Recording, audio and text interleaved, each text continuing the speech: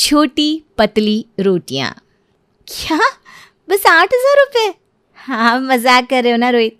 इतने से पैसे में घर थोड़ी ना चलता है। चलता है नहीं चलता है मुझे नहीं पता। अब इतने ही पैसों में तुम्हें घर चलाना होगा। और तकलीफ हो तो हमारे उस फेरे वाले रील को देख लेना, जिसमें पंडित जी कह रहे हैं कि पति के सुख दुख में साथ देना पति का धर्म होता है। ये कहकर रोहित कमरे में चला जाता है। नैना रोहित की शादी को अभी सिर्फ 1 ही महीना हुआ था, और जब नैना रोहित से रसोई के खर्च के लिए पैसे मांगने आई तो उसे मुश्किल से मिले 8,000 रुपये, जिसे देखकर उसे समझ में ही नहीं आ रहा था कि इतने से पैसे में घर चलेगा कैसे। अगली सुबह, बहू जरा देख तो दरवाजे पर कौन है। नैना दरवाजे पर जाती है, जहां दूध वाला दूध की बाल्टी लिए खड़ा था। हम है भाभी, पतीला ले आइए, दूध देते हैं, फिर निकलना भी तो है। और हाँ भाभी, 2 तारीख हो गई है, जरा हिसाब कर दीजिए। आपकी पेमेंट की तारीख आ गई? हे भगवान, रुकिए मैं करती हूँ हिसाब। नैना हिसाब करके देखती है, 1,500 रुपये। हे भगवान, 6,500 ही बचे हैं। अब इतने में कैसे बाकी सब होगा। पैसे लेकर नैना दूध वाले को देती है और उससे कहती है, भैया अब से ना 4 की जगह 2 ही पाव दूध ले आइएगा। क्यों भाभी, घर में एक मेंबर बढ़ा है और दूध कम क्यों? क्यों किस लिए? आप उसकी फिक्र मत कीजिए। बहू आई है तो हर चीज़ को मैनेज करके बजट में भी तो लाएगी ना। दूध वाले का हिसाब करने के बाद नैना रसोई में जाती है और सभी के लिए नाश्ता तैयार करने लगती है। सब्जी तो हर रोज़ ताज़ी ही आती है। बासी सब्जी पापा जी खाना नहीं चाहते, तो सब्जी में तो मैं कोई झोल कर ही नहीं सकती। पर इतने कम पैसों में राशन भी चलाना है, और यहाँ तो सब कोई कम से कम 4 रोटियाँ खाते हैं। आटा भी हफ्ते भर में ख़त्म हो जाएगा, फिर क्या करूँगी? कुछ सोच नैना, कुछ सोच। हाँ, ये सही रहेगा। और नैना अपना दिमाग लगाकर पतली पतली रोटियां सेक देती है और नाश्ता तैयार कर सभी को डाइनिंग टेबल पर बुला लेती है। पहले सभी के प्लेट में 1 ही रोटी दूंगी। मांग मांग कर भी कोई कितनी ही रोटियां मांग लेगा, कुछ देर बाद खुद ही शर्मा आने लगेगी। और नैना सभी के प्लेट में हमेशा की तरह 2 रोटियां न परोसकर पतली सी 1 ही रोटी परोसती है। बहुत जरा 1 रोटी लाना। जी पापा जी। मुझे भी 1 रोटी। 1 रोटी, 1 रोटी, एक और रोटी, एक और रोटी। पर एक एक कर 3-4 रोटी मांगने के बाद कोई ऊपर से और रोटी मांगे भी तो कैसे। शर्म से ना ही मीना रोटियां मांग पाती है, ना ही सुरेश, ना ही रोहित। और नैना का प्लान काम कर जाता है। सभी नाश्ता कर अपने अपने काम पर निकल जाते हैं। ऑफिस पहुंचने की कुछ देर बाद ही रोहित को जोरों की भूख लग जाती है। इतनी जल्दी भूख तो कभी नहीं लगती मुझे। पेट तो ऐसे ही गुड़ गुड़ कर रहा है मानो पूरे ऑफिस को जगा देगा। लगता है बाहर से कुछ मंगवा कर खाना होगा। जो हाल ऑफिस में बैठे रोहित का था, वही हाल घर में बैठी मीना का भी था। नाश्ता किए 3 घंटे हुए नहीं और इतनी भूख लगने लगी। अब बहू से फिर से खाना मांगूंगी तो अच्छा भी नहीं लगेगा। रसोई में जाकर देखती हूँ क्या बचा है खाने में। मीना रसोई में जाती है, पर रसोई में उसे खाने को कुछ नहीं मिलता। खर्च मैनेज करने के चक्कर में नैना ने गिन कर ही रोटियां बनाई थी, जो कि खत्म हो चुकी थी। इसी तरह महीने के 10 दिन निकल जाते हैं। हे भगवान, इतना सब करने के बाद भी आटा महीने भर नहीं चला। मतलब इस महीने 2 बार और आटा मंगवाना होगा। नहीं, ऐसा होगा तो खर्च कैसे मैनेज करूँगी। दिमाग चला नैना। और आटे को ज़्यादा दिन चलाने के लिए नैना अब पतली रोटियों को छोटी भी कर देती है और कचौरियों के साइज़ की रोटियां तैयार कर बाहर सभी के प्लेट में ज़रा सी सब्जी के साथ परोस देती है। ये क्या परोसा है बहू ने? लगता है कौवा बीट करके चला गया। खाने के लिए ऐसा नहीं बोलते जी। हाँ, पर देखकर लगता है मानो किसी ने अपनी थाली में 2-4 कोर जितना ही खाना छोड़ा हो। इतनी छोटी छोटी रोटियां और इतनी पतली, ऊपर से ये ना के बराबर सब्जी। इतने में पेट भरेगा तो कैसे। और उसी वक्त अपनी भी प्लेट लिए नैना वहाँ आकर बैठ जाती है। भरना तो पड़ेगा ना मम्मी जी, और इसी खाने में, क्योंकि मैंने और आटा नहीं लगाया। सभी की डाइट को ध्यान में रखते हुए सभी के लिए फिर भी 4-4 रोटी है। देखिए, मैं तो खुद सिर्फ 2 ही रोटी खा रही हूँ। आप सोच रहे होंगे रोटियाँ इतनी छोटी क्यों हैं। छोटी छोटी रोटी के बिना फ़ायदे होते हैं मम्मी जी। इससे घर में किसी के शरीर में ज़्यादा फैट भी नहीं चढ़ेगा, और रोटियां इतनी छोटी सी है कि 2 मिनट में खाओ और काम पर निकल जाओ। उसी शाम नैना की एक सहेली उसे अगले दिन की पार्टी के लिए इनवाइट करने आती है। हे भगवान, अब मुझे इससे खाना ना पूछना पड़ जाए। नहीं, सिर्फ पानी पिलाकर भेज दूंगी। अरे मेनका, तुम यहाँ कैसे? बैठो बैठो। अरे बहू बैठो बैठो तो ठीक है, उसे चाय नाश्ता तो पूछ। क्या मम्मी जी, कहाँ वो इतनी हाई क्लास की लड़की, कहाँ वो मेरा बना हुआ खाना खाएगी? मेनका तो हमेशा डाइट वाला खाना खाती है, क्यों मेनका? हाँ, वैसे मैं यहाँ कुछ खाने नहीं, तुझे कल की पार्टी के लिए इनवाइट करने आई हूँ। मेरे घर पर एक छोटी सी पार्टी है, तुझे ज़रूर से आना है। अरे हाँ, मैं बिल्कुल आऊँगी। ये अच्छा हुआ, कल का एक टाइम का खाने का राशन बच जाएगा। मम्मी जी को भी अपने साथ ही ले जाऊँगी। रात को जैसे ही रोहित घर आता है, नैना उससे कहती है, अब तुम्हारे दिए हुए 8,000 में मैं किसी तरह किचन को संभाल रही हूँ, पर मुझे मेरे पर्सनल खर्च के लिए तो पैसे दोगे ना? तो निकालो 5,000 रुपये, मुझे पार्टी में जाना है। Are you serious? 8,000 में तुम्हारे खुद के खर्चे और रसोई के खर्च मिला कर दिए थे, जो करना है उसी में करो। पापा जी, और तुम्हारे चेहरे की कमजोरी देखकर मैं आज सोच रही थी कि रोटियां बड़ी बड़ी और मोटी बना दूं, पर नहीं, अब तो भाई खुद का खर्चा भी उसी में से निकालना है। क्यों करूं मैं किसी पर दया? अब तो मैं दोबारा सब्जी मांगने पर सब्जी भी नहीं दूंगी। इस तरह पतली छोटी रोटियां खा खाकर सभी की आंखों के नीचे गड्ढे पड़ने लगे थे, और शुगर के पेशेंट होने के बावजूद भी आज भूखा सुरेश कहता है, हमारे घर में वैसे तो चावल कोई खाता नहीं, पर अगर चावल दे देगी बहू तो कम से कम पेट तो भरेगा। एक काम कीजिए मीना जी, आप बहू को आज से चावल बनाने को कह दीजिए। शायद उससे इतनी रोटियां नहीं बनती, इसलिए वो रोटियां पतली और छोटी बनाने लगी है, ताकि हम रोटी खाना ही छोड़ दें। ये क्या कह रहे हैं आप? इससे तो आपकी शुगर और बढ़ जाएगी। अब तो इस बात को बहू के सामने रखना ही पड़ेगा। हद होती है किसी चीज़ की। मीना नैना को आवाज़ लगाती है, सच सच बता बहू, अगर तुझसे खाना नहीं बनता तो मैं बना लूँगी, पर ऐसे काम चोरी करके हमारी सेहत के साथ तो मत खेल। रोहित तो ऑफिस में एक वक्त पेट भर के खा भी लेता है, पर मैं और तेरे ससुर जी तो बाहर का खाते भी नहीं। तू अगर इसी तरह छोटी छोटी रोटियां बनाती रही तो घर पर सब कमज़ोरी के मारे बीमार पड़ जाएंगे। और अब तक चुप रही नैना आज बोल पड़ती है, तो मैं क्या करूं मम्मी जी? 8,000 रुपये में मुझे अपने खर्च भी चलाने हैं और रसोई के भी, इसीलिए ना चाहते हुए भी मुझे काम वाली को हटाना पड़ा, दूध को आधा करना पड़ा, और रोटियां तो आप देख रही हैं। क्या सिर्फ 8,000? 1,00,000 रुपए कमाता है तू और बहू को देता है सिर्फ 8,000 रुपये? उससे ज्यादा तो तू मुझे हाथ खर्च के दे देता है। बहू, तू अब इससे खर्च नहीं लेगी। रोहित जो मुझे 20,000 रुपये महीने के देता है, वो पैसे अब मैं तुझे दे दिया करूंगी। और तेरा ससुर जिंदा है बहू, किसी चीज़ की फिक्र करने की ज़रूरत नहीं है तुझे। बेकार में यहाँ हम तुझे दोष दे रहे थे, पर यह हरकत तो आपके सपूत की निकली मीना जी।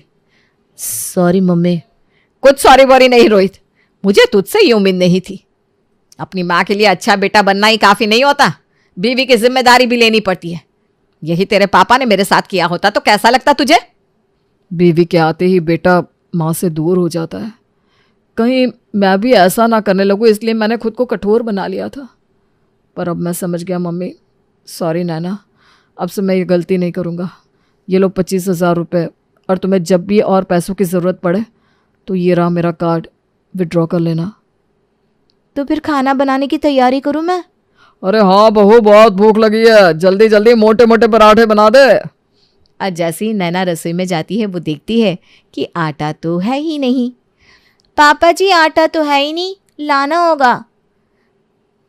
तभी मीना जाकर अपने कमरे से आटे का पैकेट लेकर आती है। ये मैंने छुपा दिया था बहू, सोचा तू तो रोटियां देगी नहीं, कम से कम खुद ही रोटी बना लूं।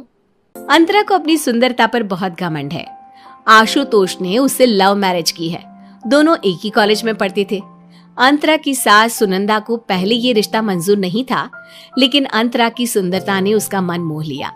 अब अंतरा के देवर धीर के लिए एक बहुत सुंदर लड़की का रिश्ता आता है। सारी बात पक्की हो जाती है, लेकिन अंतरा नहीं चाहती थी कि उसकी देवरानी उससे भी सुंदर हो। इस घर में मुझसे सुंदर देवरानी आए, ये मैं होने नहीं दूंगी। मुझे इस रिश्ते को तोड़ने के लिए कुछ न कुछ तो करना ही पड़ेगा, नहीं तो इस घर में मुझे कोई पूछेगा भी नहीं। और ये बुढ़िया तो वैसे भी मुझसे जलती है। अगर इस घर की छोटी बहू मुझसे अच्छी हुई तो ये बुढ़िया खुल के मैदान में आ जाएगी और मुझे इस घर से निकाल देगी। अब अंतरा दिन रात यही सोचती रहती है कि अपने देवर की शादी को कैसे रोके। एक दिन वो अपनी सहेली जिन्नत को घर लाई और उन्हें घर के सभी लोगों से मिलवाया। सभी बैठकर बात कर रहे थे, तभी अंतरा ने अपनी होने वाली देवरानी की फोटो दिखाते हुए कहा, देख जिन्नत, मेरी होने वाली देवरानी कितनी सुंदर है ना, धीर भैया से भी ज्यादा सुंदर है। अंतरा, ये तूने क्या किया? इस लड़की को तू ला रही है अपनी देवरानी बनाकर? तुझे इसके बारे में कुछ पता भी है? अरे मम्मी ने इसे पसंद किया है, लेकिन हुआ क्या, लड़की तो बहुत सुंदर है। हाँ बेटा, पसंद तो हमने ही किया है इसे, पर तुम इतनी परेशान क्यों हो? क्या तुम इसे पहले से जानती हो? हाँ आंटी जी, मैं इसे अच्छी तरह से जानती हूँ। आंटी जी, आप फौरन ये रिश्ता खत्म कर दो। ये लड़की स्कूल में मेरे साथ पढ़ती थी, इसकी चाल चलन बिल्कुल ठीक नहीं है। अरे धीर भैया कितने सीधे साधे इंसान है, ये लड़की धीर भैया को अपनी उंगली पर नचाएगी। अरे तो क्या हुआ जिन्नत, हमारी पत्नी भी तो हमें उंगलियों पर नचाती है।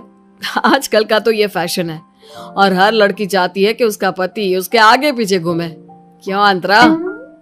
आप चुप रहिए जी, हर समय मजाक करते रहते हैं। अरे सुन तो लो, वो क्या कह रही है। हाँ बताओ जिन्नत, क्या कह रही हो तुम इस लड़की के बारे में? अंतरा, इस लड़की का कई लड़कों के साथ चक्कर है। ये कपड़ों की तरह लड़के बदलती है, देर रात तक क्लबों में रहती है और शराब पीने का भी शौक है इसे। मम्मी, आपने ऐसी लड़की पसंद की है मेरे लिए? देखिए, मुझे कोई स्वर्ग की अप्सरा नहीं चाहिए, मुझे सीधी सादी लड़की चाहिए। जिन्नत की बात सुनकर अंतरा के ससुराल वालों ने फौरन रिश्ता तोड़ दिया।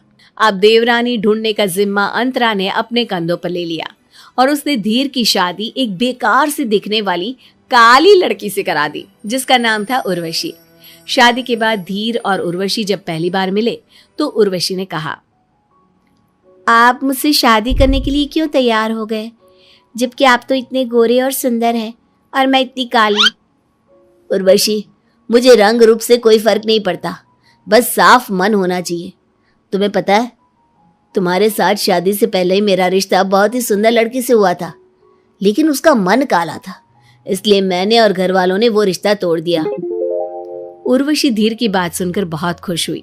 उसे खुशी थी कि उसका पति संकीर्ण मानसिकता वाला नहीं है। आज ससुराल में उसका पहला दिन है तो उसने सबके लिए खीर बनाई। मैंने आप सबके लिए खीर बनाई है, आप खाकर बताइए कैसी बनी है।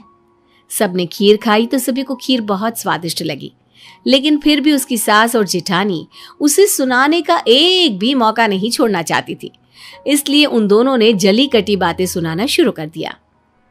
उर्वशी, तुम्हारी शादी मैंने अपने देवर से इसलिए कराई थी कि तुम काली हो तो क्या हुआ, लेकिन गुणी तो होगी। लेकिन तुम्हारे पास ना तो रूप है और ना गुण। हाय राम, मेरे बेटे धीर के नसीब में अच्छी पत्नी है ही नहीं।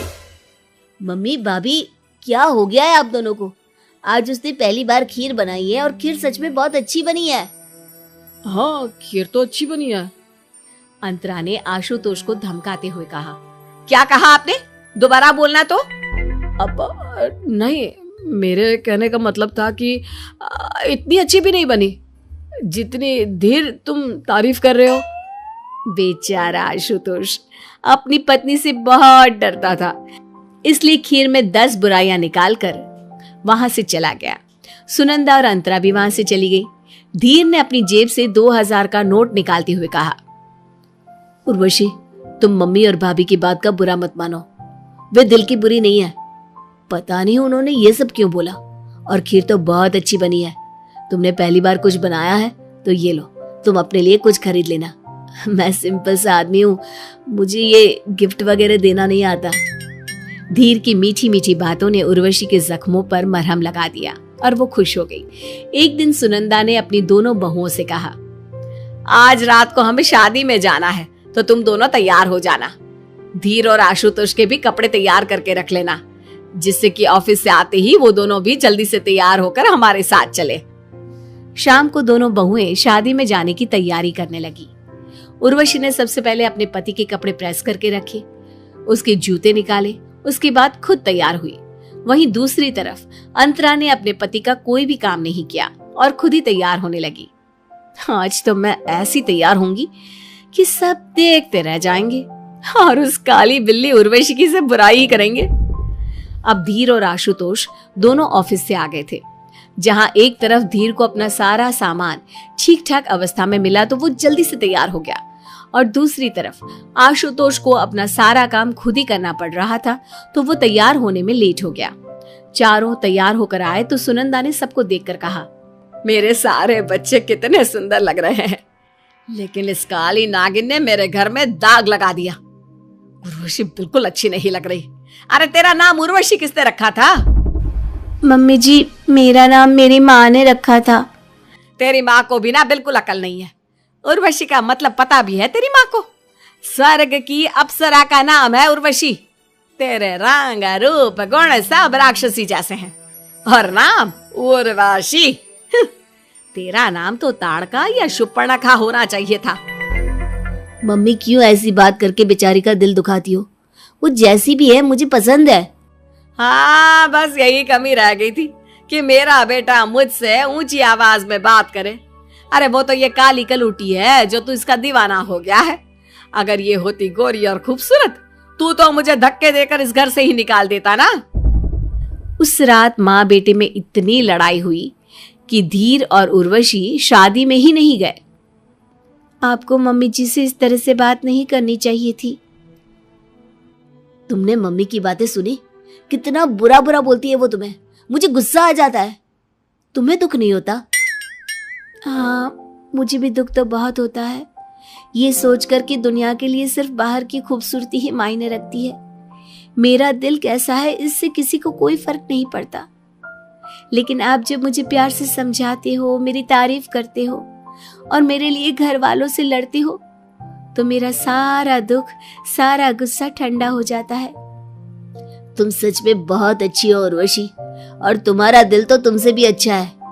हमेशा ऐसी ही रहना उर्वशी। मुझे एक बात अभी भी समझ में नहीं आ रही। हमारी शादी से पहले अंतरा भाभी मुझसे बहुत अच्छे से बात करती थी, लेकिन शादी के अगले दिन ही उन्होंने मेरे रंग को लेकर मुझे इतना सुनाना शुरू कर दिया। अरे छोड़ो ना उनकी बातों को। उनको अपनी सुंदरता पर बहुत घमंड है। पहले माँ, भाई और भाभी की शादी के लिए तैयार ही नहीं थी, लेकिन अब तो उनकी सुंदरता के पीछे दीवानी है। इसी तरह कई दिन बीत गए। अंतरा उर्वशी के खिलाफ अपनी सास को भड़काती रहती। उर्वशी की सास उसे बहुत नफरत करने लगी। एक दिन सुनंदा को पता चला कि उसकी दोनों बहुएं गर्भवती हैं। मेरे घर में दो दो खुशियां आ रही हैं। मैं बहुत खुश हूँ। कान खोलकर सुन लो तुम दोनों। अपना अच्छे से ख्याल रखना। मैं काम वाली बाई रख दूंगी। अब तुम दोनों को घर का काम करने की कोई जरूरत नहीं, समझी? माँ जी, आप इस कल्लो की इतने नखरे क्यों उठा रही हो? इसका बच्चा तो इसी की तरह काला पैदा होगा ना। भाभी, आप हमेशा मुझे काले होने के ताने सुनाती रहती हो। मैं आपसे कभी कुछ नहीं बोलती, लेकिन अब आप मेरे बच्चे के बारे में कुछ नहीं बोलेंगी, समझी? अच्छा, तो तुम्हारे मुंह में जुबान भी है?